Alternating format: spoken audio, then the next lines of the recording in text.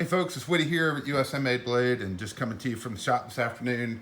I hadn't done a YouTube video in a while, and honest to God, we just haven't had a ton of new stuff coming in lately, so there hadn't been much need to do a video. But this past week, we've had a lot of activity, a lot of things going on with our zero tolerance knives. So I thought I'd just do an update showing off some of the customized stuff and stuff that's literally just now coming back into stock. So start you guys off, we've done videos on all these knives, so we're just gonna run through, show these knives off, plus some of them with the anodized stuff. It'll help you guys to be able to see it in a video to see what it really looks like moving around without just a set picture. So start off, we've got the ZT0308 with our custom LMF carbon fiber scales are back in stock. So absolutely love this knife, especially with the carbon fiber. And we also have it back in stock in black micarta and also in natural micarta. So excited to have those back in stock. It's been a little while since we've had the custom scales in micarta or the black carbon fiber. So very excited to have those back in. We've also been really busy doing a lot of cool anodizing. Some of this isn't even on the site yet, but it will be by the time we post this video. So let's start with some of the 5.62s. This is one of our Animascus. It's a purple to green fade or green to purple fade. So you've got some green, some blue, and some purple, and then the bronze Animascus running through it. I think it turned out absolutely stunning. We've done a couple of these so the past few weeks, and this is the last one that's left. Looks really cool running down the spine as well, just the fade down the spine. So beautiful, beautiful finish on that. Also on the 5.62 tie, we did, this is something we haven't done in a long time, and we never did it to the 5.62 tie. So, and this is the last one we've got, but we call it the Falcon Sunrise. To me, I got a little thumbprint on there, but to me it looks like the Millennium Falcon when it's flying into Falcon City at sunrise. So I think it's really cool. Did it on both sides, and I love that purple across the yellow fade, or purple to kind of gold fade on it. So definitely something very different, especially for any of you Star Wars fans out there. We've also had a lot of people asking us for triceps, so we've done a few triceps on the 5.62 tie. This one's what we're calling brass and purple. It's got a little bit of blue in it, and but mostly purple on it. So it's cool. I love the way this shows, especially with certain lighting. It looks very 3D. It's almost like you're looking through it. So next on last on the 5.62 ties. So a couple weeks ago we did an experiment and tried doing our 5.62 battle stars and stripes. So this is engraved, not anodized.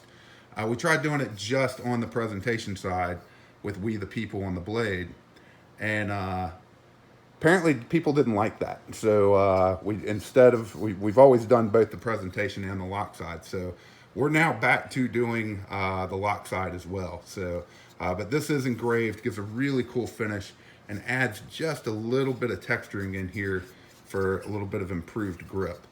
People have asked how this holds up. This is engraved in, so the darkness on it can scratch, but as it scratches and wears, it's actually gonna look better with that battle finish. So it holds up really, really well. Let's jump over. We're getting ready to do a whole lot more on the 450s, but brought back the engraved Sasquatch pattern. So this also adds some texturing. Very cool. From a distance, it just looks like a cool texture, but if you get up close, those are all mini Sasquatches. This looks really good on the 450. So we're gonna have those launching back out. And then we've also done some new stuff with 707s. So we did do our engraved Animascus pattern. This is our Animascus 1 pattern on the 707. And then we did an oiled in green. So you get no fingerprinting on this, which is really nice. And this engraving does add some texturing as well. And that is on the new 707. We also did a double purple. So it's actually it's kind of a purple and blue, but you got a lot of dark purples. Purple and blurple maybe is what we should call it.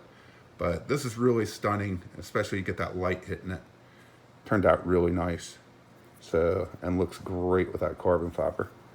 And then lastly, we've done some new ZT0022s. What's cool about these that I always love is that we do the pivot collar as well, which is made of titanium. So this is a purple and blue. Looks really good. And then we always do the back spacer in some form to match.